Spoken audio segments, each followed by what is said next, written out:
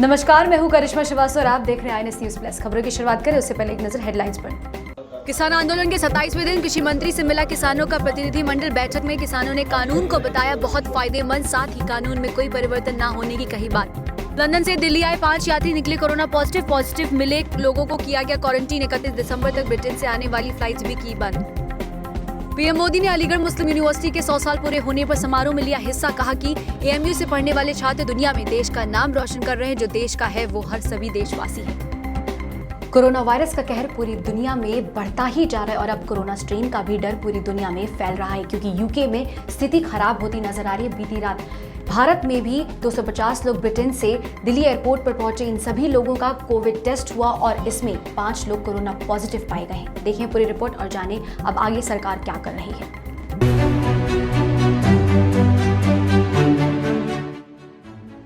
Corona virus का कहर पूरी दुनिया में थमता नजर नहीं आ रहा है। बीती रात दिल्ली एयरपोर्ट पर लंदन से आई फ्लाइट के 250 यात्रियों में से 5 लोग कोरोना पॉजिटिव पाए गए हैं। इन लोगों को छतरपुर के सरदार पटेल कोविड सेंटर में भेज दिया गया है। सूत्रों ने INS को बताया कि ब्रिटेन से 2 फ्लाइट से 470 यात्री अब तक भारत पहुंचे हैं। इन सभी यात्रियों का RT-PCR टेस्ट किया गया है। आपको बता दें कि अब से एयरपोर्ट पर RT-PCR टेस्ट अनिवार्य कर दिया गया है। ब्रिटेन में हालात को देखते हुए भारत सरकार ने सोमवार को ऐलान किया, एहतियात के तौर पर ब्रिटेन से आने जाने वाली उड़ानों पर पाबंदी लगा दी है। ये पाबंदी मंगलवार आधी रात से लागू हो जाएगी, जो कि 31 दिसंबर तक चलेगी। जानकारों के मुताबिक कोरोना का यह नया स्ट्रेन 70% ज्यादा तेजी से फैल सकता है। यूके में इस नए कोरोना वायरस के चलते एहतियात के तौर पर कई देशों ने ब्रिटेन से आने वाली फ्लाइट्स पर रोक लगा दी है। ब्यूरो रिपोर्ट, खबर INS। प्रधानमंत्री नरेंद्र मोदी ने मंगलवार को अलीगढ़ मुस्लिम यूनिवर्सिटी के शताब्दी समारोह में हिस्सा लिया। इस दौरान पीएम मोदी ने अपने संबोधन में कहा कि अलीगढ़ मुस्लिम यूनिवर्सिटी के पढ़े छात्र पूरे दुनिया में देश का नाम रोशन कर रहे हैं। साथ ही पीएम मोदी ने ये भी कहा कि सबका साथ, सबका विकास और सबका विश्वास ही सबसे बड़ा मंत्र है। देखिए रिपोर्ट और जाने क्या कहा पीएम मोदी ने। प्रधानमंत्री नरेंद्र मोदी ने मंगलवार को अलीगढ़ मुस्लिम यूनिवर्सिटी के शताब्दी कार्यक्रम को संबोधित किया। पीएम मोदी ने इस दौरान AMU के योगदान की तारीफ की और कहा कि AMU से तालीम लिए लोग आपको दुनिया के हर देश में मिल जाएंगे। साथ ही यहाँ से निकले लोगों में शेर व शायरी का अलग ही अंदाज देखने को मिलता है। आज AMU से तालीम लेकर निकले सारे लोग भारत के सर्वश्रेष्ठ स्थानों पर और संस्थानों में नहीं बल्कि दुनिया के सैकड़ों देशों में छाए हुए हैं। मुझे विदेश यात्रा के दौरान अक्सर यहां के अलुमनाई मिलते हैं, जो बहुत गर्व से बताते हैं कि मैं AMU से पढ़ा हूं। AMU के अलुमनाई कैंपस से अपने साथ हंसी मजाक और शेरो शायरी का एक अलग अंदाज लेकर आते हैं। वो दुनिया में कहीं भी हो, भारत की संस्कृति का प्रतिनिधित्व करते हैं। पीएम ने अपने संबोधन में कहा कि AMU में एक मिनी इंडिया बसता है।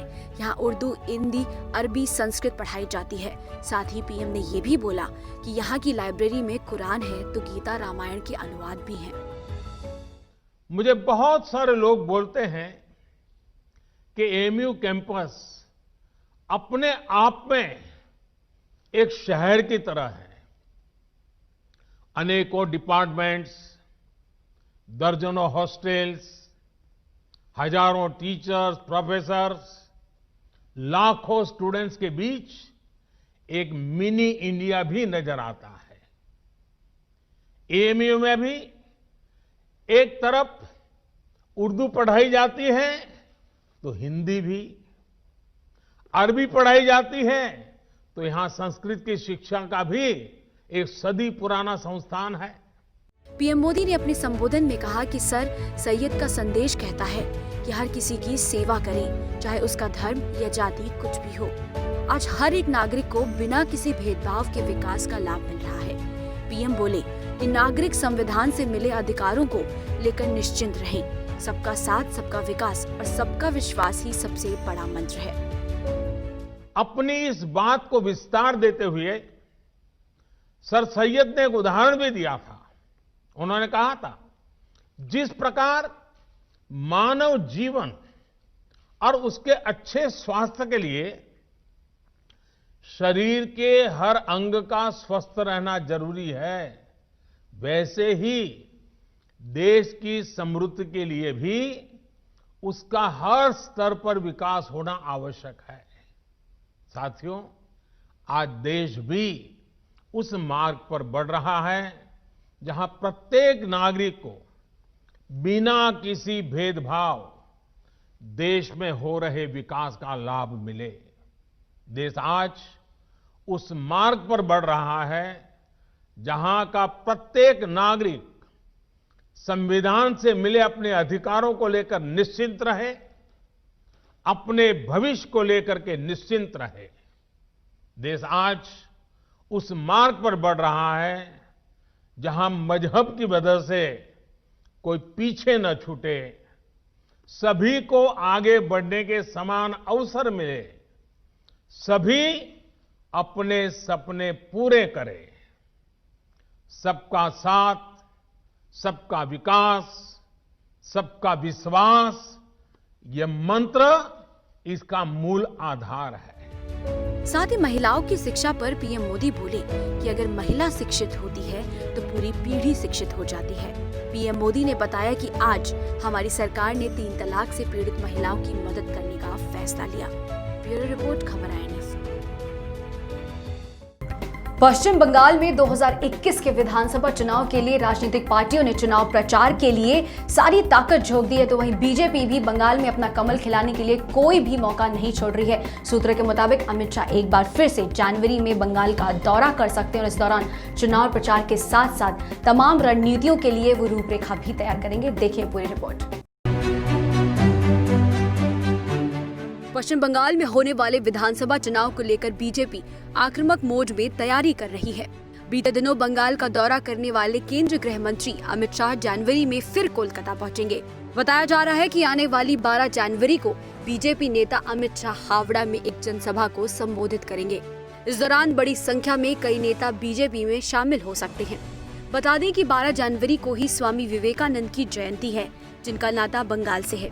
ऐसे में बीजेपी की कोशिश इस दिन बड़ा कार्यक्रम कर युवाओं को साधने की है। अमित शाह ने इसी हफ्ते शनिवार को पश्चिम बंगाल के 2 शहरों का दौरा किया था। इस दौरान उन्होंने कई जगहों की यात्रा की, किसान के घर खाना खाया, रोड शो और रैली को भी संबोधित किया। शनिवार को पूर्व मेदिनीपुर में सभा की थी, जहां सुवेंदु अधिकारी ने तृणमूल कांग्रेस छोड़कर भाजपा का झंडा थामा था। बहरहाल पश्चिम बंगाल में आगामी विधानसभा चुनाव को लेकर बीजेपी और टीएमसी की लड़ाई तेज होती जा रही है। टीएमसी की ओर से जहां ममता बनर्जी लगातार केंद्र और बीजेपी पर आक्रामक है, तो बीजेपी की ओर से खुद अमित शाह ने कमान संभाली हुई है। ब्यूरो रिपोर्ट, खबर INS।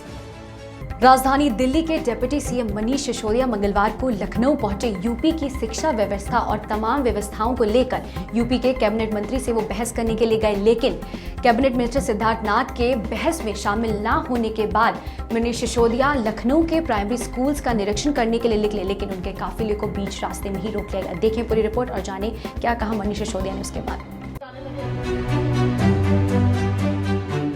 यूपी में आगामी विधानसभा चुनाव को लेकर अब आम आदमी पार्टी भी हर मोर्चे पर सरकार को घेरने का कोई मौका नहीं छोड़ रही है।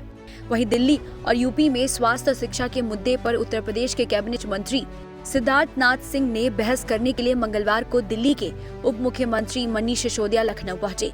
लखनऊ के वीवीआईपी गेस्ट में मनीष सिसोदिया ने कहा कि वे दिल्ली और यूपी की शिक्षा मॉडल पर बहस करने के लिए आए हैं। बहस की चुनौती देने के बाद मंत्री सिद्धार्थनाथ सिंह को भागना नहीं चाहिए। इसके साथ ही मनीष सिसोदिया ने बिजली को लेकर भी सरकार पर निशाना साधा। दिल्ली में पानी बिजली अब 24 घंटे आती है। उत्तर प्रदेश में शहरों में भी बिजली कितने घंटे आती है मुझे बताने की जरूरत नहीं है। योगी मॉडल में तो कुल मिला के उत्तर प्रदेश की हालत बद से बदहाल होती चली गई। 5 साल पहले दिल्ली में जो काम शुरू हुए थे वो सारी दुनिया में तारीफ हो रही है, और ऐसा इसलिए हो सका क्योंकि दिल्ली के लोगों ने ईमानदार पार्टी को चुना, आम आदमी पार्टी को चुना, केजरीवाल जी को मुख्यमंत्री बनाया। जब अरविंद केजरीवाल जी ने अनाउंस किया कि हम दिल्ली में जो काम किए हैं उस मॉडल को उत्तर प्रदेश में भी लेके जाएंगे। उत्तर प्रदेश के लोगों को भी सस्ती मुफ्त बिजली चाहिए, उत्तर प्रदेश के लोगों को भी अच्छे स्कूल अस्पताल चाहिए, उत्तर प्रदेश के लोगों को भी पानी चाहिए, 24 घंटे बिजली चाहिए, रोजगार चाहिए। तो भारतीय जनता पार्टी के नेताओं ने चुनौती दी, सिद्धार्थनाथ सिंह जी ने चुनौती दी कि भाई हम केजरीवाल मॉडल बनाम योगी मॉडल पर बहस करने के लिए तैयार है। तो आज मैं भी बहस करने के लिए तैयार हूं। मैं उम्मीद करता हूं कि अपनी बात पर अडिग रहते हुए सिद्धार्थनाथ सिंह जी आएंगे। हम यहाँ बैठे हैं और इस भरोसे पे बैठे हैं कि वो आएंगे और अपनी बात रखेंगे कि योगी मॉडल में पिछले 4 साल में क्या किया। आपको बता दें कि 2022 के यूपी विधानसभा चुनाव में उतरने के ऐलान के साथ ही आम आदमी पार्टी ने अपनी राजनीति तेज कर दी है। दिल्ली के सीएम अरविंद केजरीवाल ने यूपी में चुनाव लड़ने की घोषणा की थी। उन्होंने कहा कि वो दिल्ली मॉडल पर चुनाव लड़ेंगे। इधर उत्तर प्रदेश सरकार के प्रवक्ता सिद्धार्थनाथ सिंह ने पलटवार करके कहा था कि दिल्ली के स्कूलों और मॉडल पर बहस कर लें। उनकी चुनौती के बाद मनीष सिसोदिया ने कहा था कि वो खुली बहस के लिए तैयार हुए हैं। ब्यूरो रिपोर्ट, खबर INS। यमुना एक्सप्रेस हाईवे पर मंगलवार सुबह एक दर्दनाक हादसा हुआ। एक कार में 5 लोगों की जलकर मौके पर ही मौत हो गई। बताया ये जा रहा है कि कार एक कंटेनर से जाकर टकरा गई, जिसके बाद कार में आग लग गई और लोगों को बाहर निकालने से पहले ही उनकी मृत्यु हो गई। कार से ऊंची ऊंची उठती आग की ये लपटें यमुना एक्सप्रेसवे पर मंगलवार तड़के सुबह हुए एक दर्दनाक हादसे की है। इस हादसे में 5 लोगों की मौत हो गई। आगरा के पास खंदौली में सुबह 4:30 बजे आगरा से नोएडा की ओर जा रही एक तेज रफ्तार कार कंटेनर से जा टकराई। यमुना एक्सप्रेसवे के माइलस्टोन 160 के नजदीक आगे चल रहे कंटेनर से कार तेजी से जा टकराई। एक्सप्रेसवे के बूथ के कर्मचारी ने पुलिस को सूचना दी। जब तक पुलिस मौके पर पहुंची तब तक चालक कंटेनर छोड़कर भाग चुका था। चश्मदीदों के मुताबिक जब तक पुलिस और दमकल की गाड़ी मौके पर पहुंची सभी लोग कार के अंदर बुरी तरह से जल चुके थे। लोगों का कहना है कि पुलिस और दमकल की गाड़ियां देरी से पहुंची। वहीं मुख्यमंत्री योगी आदित्यनाथ ने इस भीषण सड़क हादसे पर गहरा दुख जताया है। उन्होंने दिवंगत आत्मा की शांति की कामना करते हुए मृतकों के शोक संतृप्त परिजनों के लिए अपनी संवेदना व्यक्त की है। ब्यूरो रिपोर्ट, खबर INS। आज की न्यूज़ प्लस बुलेटिन में इतना ही। इजाजत दीजिए, नमस्कार।